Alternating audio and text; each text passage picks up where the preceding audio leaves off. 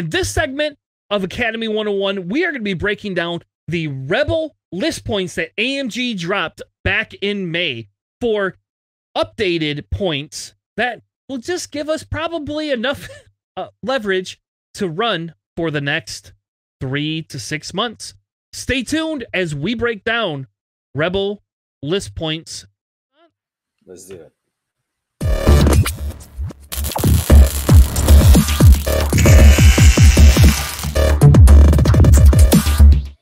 So let's get into points. So JJ, I'm going to ask you a couple questions. So you only have the changes on here, correct? Not So the way I listed here is the previous, the current points cost, and then the previous point cost, or what it costs from the previous loadout. If it's marked in blue, that means that it's beneficial to that particular ship, meaning they got a points reduction or they have something added to it. If it's marked red, then that means they've lost points or they've increased costs for it, or they've lost like a particular like upgrade slot, for instance. So so I try to color code it for it. If it's not color, if there's no color in it, I mean there's nothing changed for that particular stat, or there's nothing else for it. But I that's how I've color coded it. Basically, blue is positive, red negative, essentially. And of course, if anybody wants access to this, definitely jump on our Discord. I put it here in our announcements page for anybody to access. I sorted it out between all the different factions, including all the upgrades for those factions. So if you want to see a more detailed look just for the changes that occurred for this last points update, you're free to use that. It's open to anybody who wants to take a look at it, and hope you guys can use that for your list building. So yeah. So I'm going to pick Rebels next, because I think Rebels, to me, Rebels had the most exciting changes. Period. So JJ, you can have B-Wings, because I don't understand why they did this either. So I think that we're in a good spot now with the B-Wings overall. They across the board got some good buffs, with the exception of 10 and Braylon, which I'm A-okay with. Their abilities with their loadouts make them really powerful. They did not need to come down to 4 points, but we got Gina Moonsong coming down to 4 points, Harrison Doolin, the B-Wing, coming down to 5 points, Netram Pollard and the 2 generics also coming down to 4 points. They did lose a bit of loadout across the board for all of them, with Hera coming down from 20 points all the way down to 14 points, but still, she's still an I6 B-Wing that can do a lot of damage. She can still double tap reliably, especially with the cannons coming down in price, specifically Sync Laser or her access to proton cannons. She can still do a lot of damage, double tap, and still pass out tokens if you set it up correctly. Still really good. And Arcs all went down in points too. They all lost their crew slots. Nora went down to 5 points, but lost all the loadout. Like they all lost loadout. Like I don't know. I don't understand these changes either, because I don't feel I'm going to want to take them. Yeah. Because they had no crew. I was curious about adding the second slot to Nora. Like, what the hell are you going to put on Nora? Like for a second slot? Like what? I don't, she has 8 points, so you're just like, I don't. Hopeful. That's 1 point. That's a boost. That's kind of cool, I guess. So I don't know. I don't see the value here, but whatever. I guess we'll see. Huge change in Y-Wings. We see 2 of them going down to 3 points. Horton Slam going down to 3 points, even though he lost 7 loadout. I still think it's pretty big. Horton Slam is a sleeper. People sleep on that ship a lot. Yeah. And you did Dutch not go down to 3? No, he did not. Okay. However, the core, they did provide us the points for the core set. Dutch Vander, which is coming in at 4, Hall Auckland coming in at 3, and then Horton Psalm coming out at 4 for the core set there, which they also did. We did get spoilers for those standard loadout cards, but we'll have to review them at a different time. Core Dutch should not be 4 points. Yes. Core Dutch is terrible. It's an ion cannon turret and proton bombs. Yes. Don't even have anything with the target lock requirement. Good use of an ability. E-Wings went down. I don't care, though. Nick Sperry cares. Nick, all right, It's true. Nick, it's for you. Other than that, nobody cares. Keep moving. Just keep moving. More Fang Fighters. Alex, what do you see in Fang Fighters? Well, with the exception of the Clan Ren Volunteers, like in Scum, they all gained their second modification slot. Boudica and Dirk are now 4 points, and Fen Rao is now 5 points with 10 points of loadout, which is exactly the same as Fen Rao and the Sheathapede, which is really funny to me. Yes. Man, don't take either, by the way. But I like the Boudica and the Dirk loadouts. I like the Beskar reinforced, the optics. You can kind of make them worth it. 4 points is hotly contested in Rebels, I would say, though. So I'm not sure if I'd bring a Rebel Fang, but it is a welcome change. Yeah.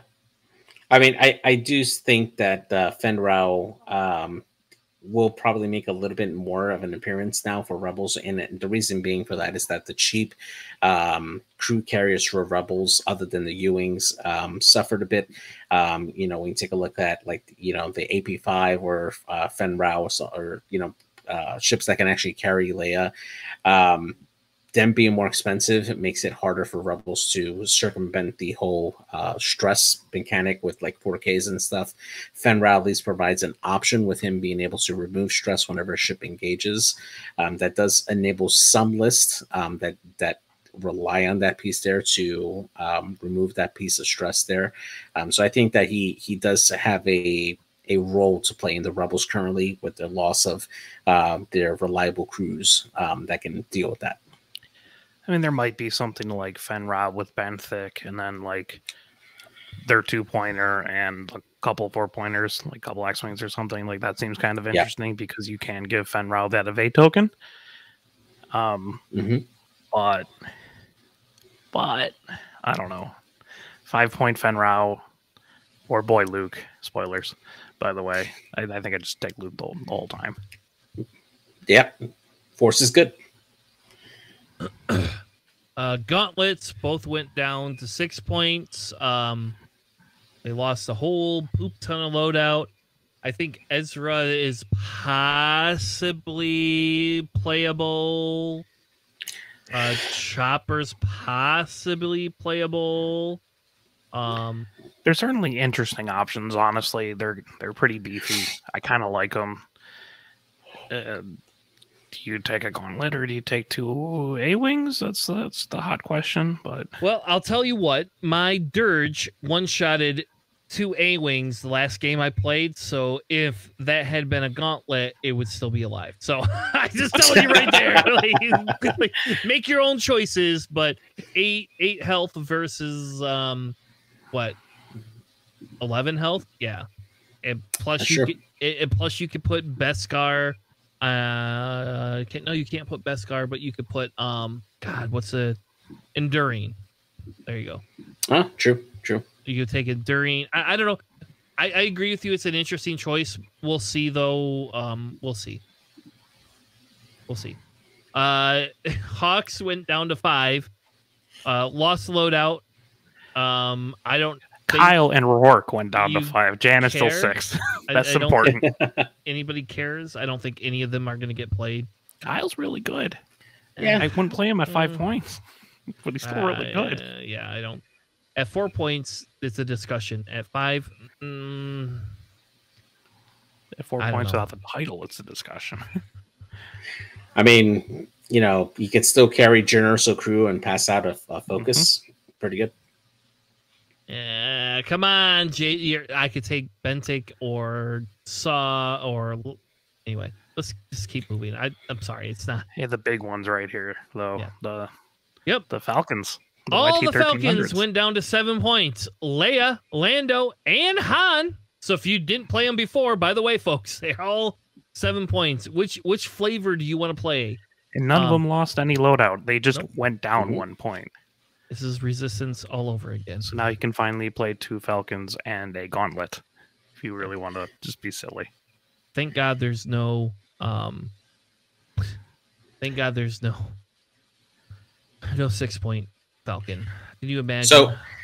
So, spoiler alert, with Rourke coming down to 5 points, you can essentially equip Leia with a ton of force and a missile.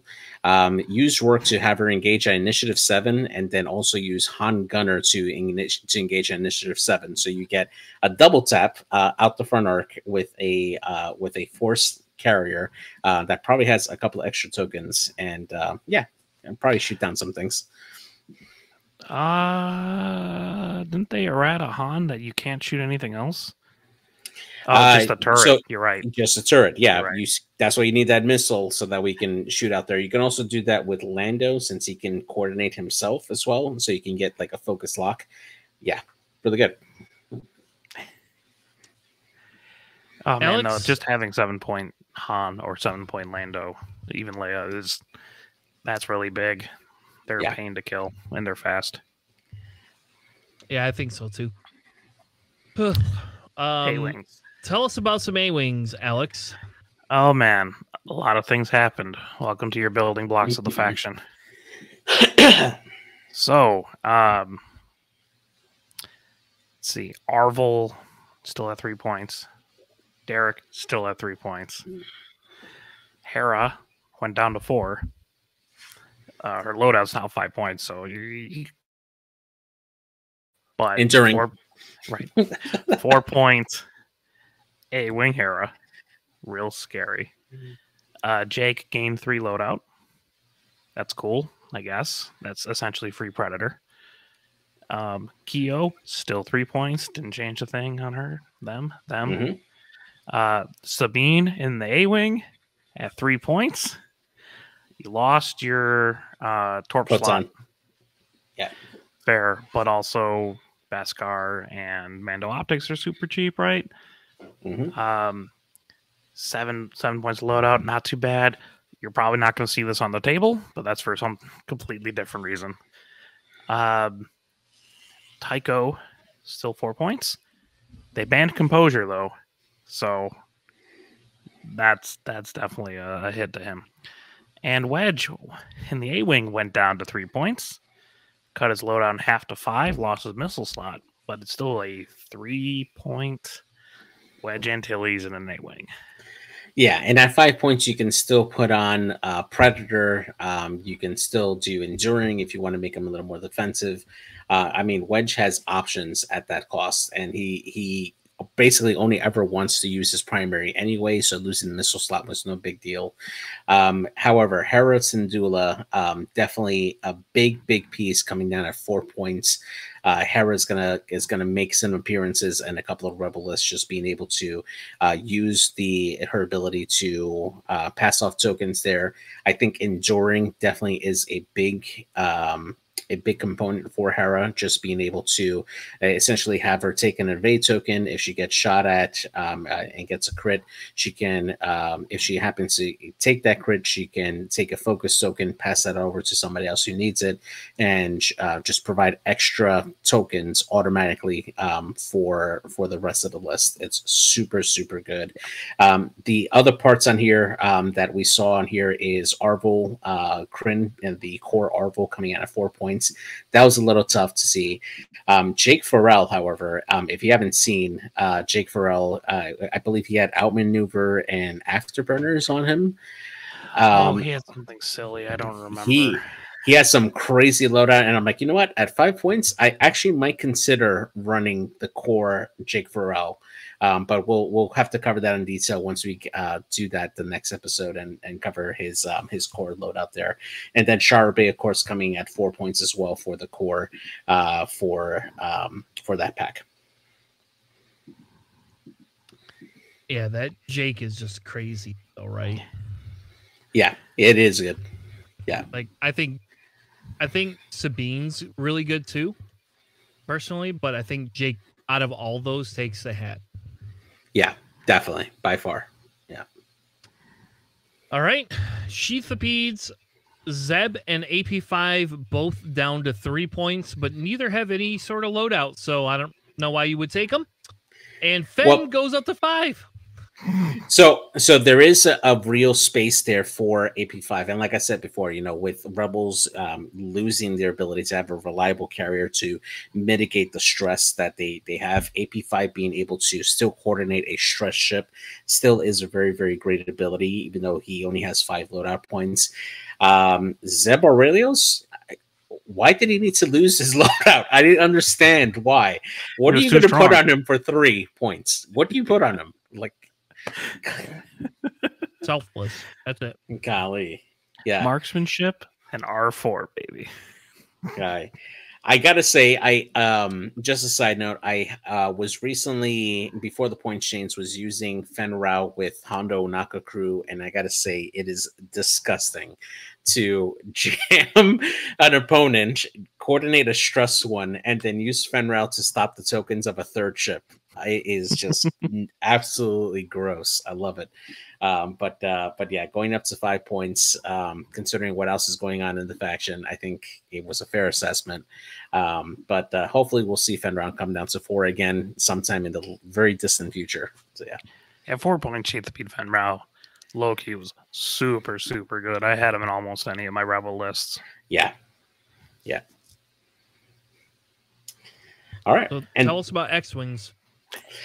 All right, so T65 X-Wings got some big boost here. Most notably here, Corran Horn going down to 4 points. I think that is the biggest surprise out of most of these here. Corran Horn is a very, very underrated X-Wing for the Rebels there. He did lose a lot of his loadout going down to 9, and he also lost his torpedo slot, but gained the missile slot on there. Honestly, just shooting primaries with Corran Horn, still being able to access like a good astromech and a good talent slot like elusive, makes Corran Horn very, very good, especially if you put in like R3 astromech to really take advantage of his ability. It is really, really cool to have that piece in Rebels at 4 points. It makes them really competitive, especially when you start adding in like A-Wing Hera. Just those 2 pieces coming at 8 points together helps the Rebels do a lot more. The other big part that we see, or what? Just put a procket on them. That's true. Put a procket on them. That's what I was going to do. Yep, that's right. Yeah, a procket and hopeful, right? Exactly. Yeah, get a free boost. Marksmanship. Push crits through with that procket. That's true. That's true. Next up, we got the Jack Porkins T65 reveal from the core. He's going to be 5 points as well. Pretty standard for what he has. Battle Yamin Luke. This is another big one here, coming down to 5 points. Still has proton torpedoes, still has instinctive aim, still have attack speed to do a 4-straight boost if you want to. Add 2 charge R2D2. Yeah, and a 2 charge R2D2 for regen. I mean, how do you not include him in the list automatically? He is really, really good. And then we get the Luke Skywalker from the core set. He's going to come in at 6 points as well. Honestly, with boy Luke coming out, I don't see the core Luke really seeing much play over this one, honestly. And then we have customized Luke Skywalker gaining 2 points in loadout value. Congrats. Fine.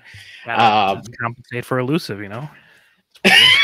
Yeah, exactly. Compensate for elusive. Yeah.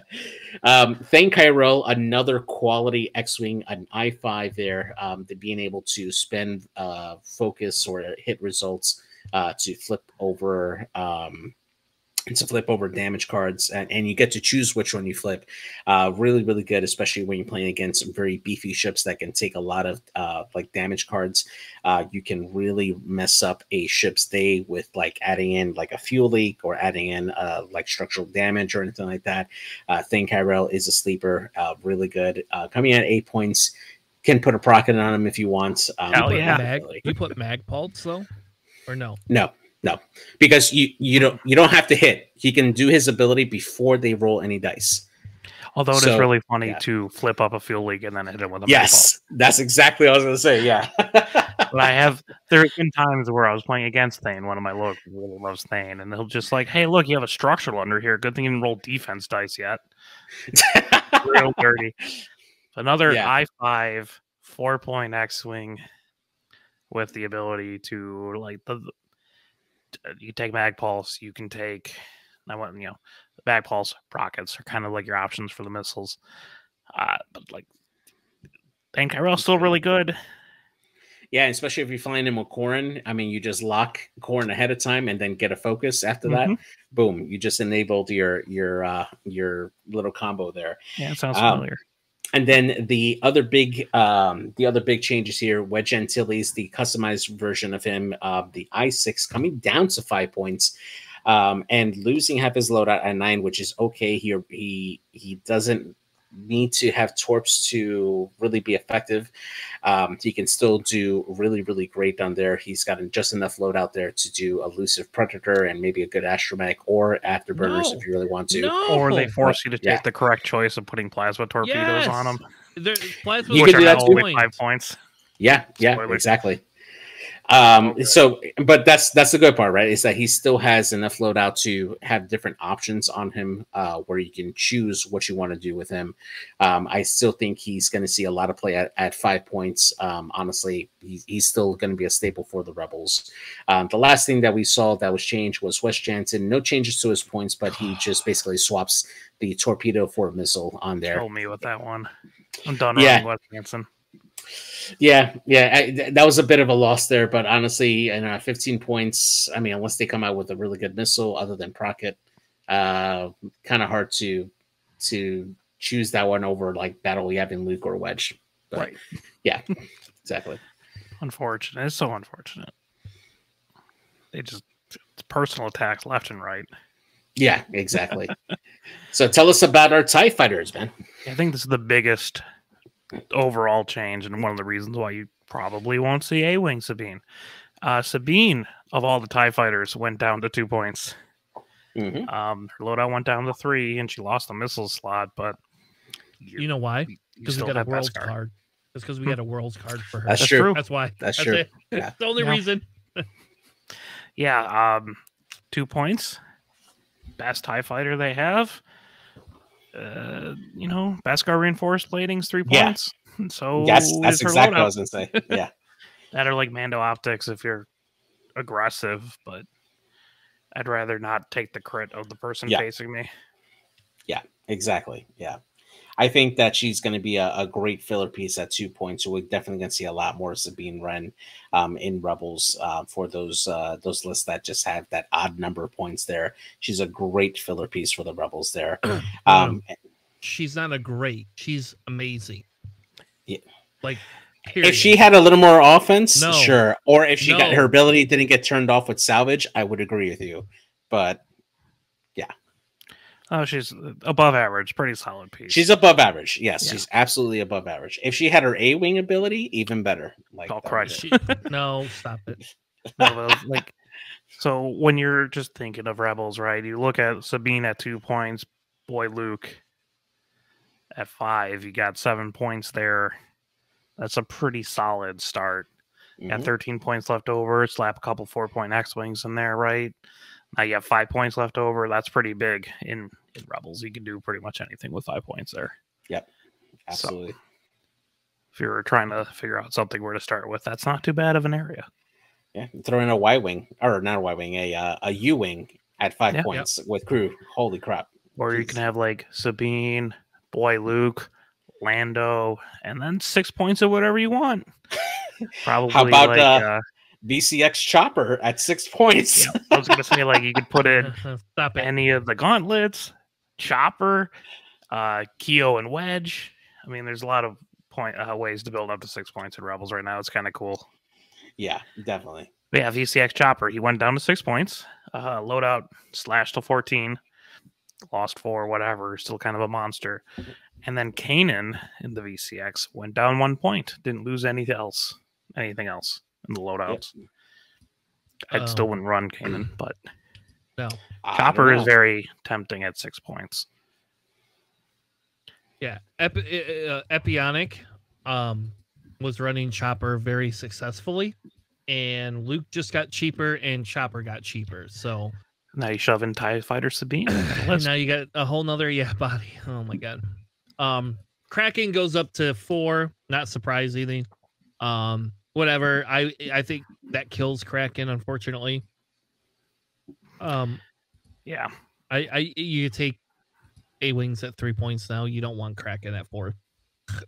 Not with his shitty dial. Yeah. I mean, Hera at 4 points easily replaces that, like, hands down. Oh, Crew. Blount also got 5 points worth of. Who cares? Nobody cares. One of my friends loves Blount. Honestly, Horton Salm and Lieutenant Blount are 2 ships that I would love to run together because they just synergize very well. Like, they're really good. But on to the upgrades. Yeah, not so much for the upgrades. Yeah. So the only down one was the Ezra Bridger Gunner. Went down to 9 points for whatever reason. I don't know why, but okay, cool. Staple down to Leia. That is Selfless went to 4, and that was the stupidest thing in the world. But out again, of spite for me personally, no reason to do that. Commandos at 8. Who cares? Maul crew went up to 12. Jin Ursa went up to 7. That's pretty big, actually. Fenral crew obviously up to 7, same as Scum, and C3PO went up to 7 too. And I don't know why. C3PO's really good on those Falcons. Like, you can just take an evade and then double calculate with like Lando or something, and then you can end up being a lot more tanky than you expect. Yeah. But I think that's mostly for like, hey, we have a lot of really big ships that have a lot of crew slots. Let's just bump up some of the crew that normally people would take just to make it a little bit less NPE. Yeah. And one of the combos that I ran for a bit is on Magva Yarrow Ewing with C3PO and the child. I mean, you double calculate and you try to shoot at Magva, good luck. Like, she has all the mods. So good.